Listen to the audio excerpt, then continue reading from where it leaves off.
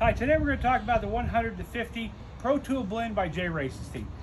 Carries 100 gallons of bleach. Carries 50 gallons of water. As soon as we get to our job site, we're going to hook up our hose, whether it's residential or commercial, turn the hose on, let it flow. Don't worry about it.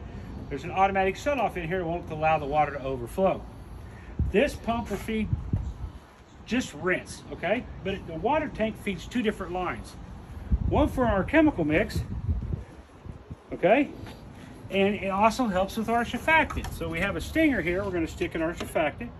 We've chose sticky. It has a prime butt bulb on it. All you're going to do is pump it a few times to get it going. And that's going to lead to your surfactant. 1 ounce of sticky to 1 gallon of sodium hypochlorite.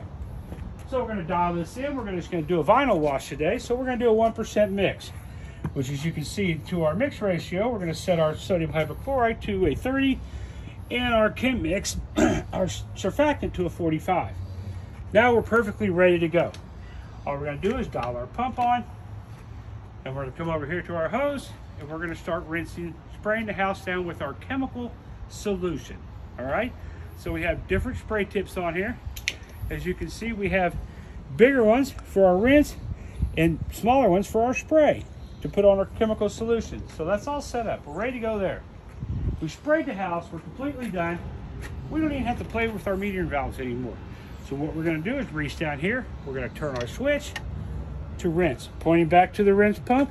So this rinse pump is going to create at the nozzle 6 gallons of rinse, which is more than adequate you need to rinse that house with. So ProTool Blend 150 by J.Racenstein, the complete package.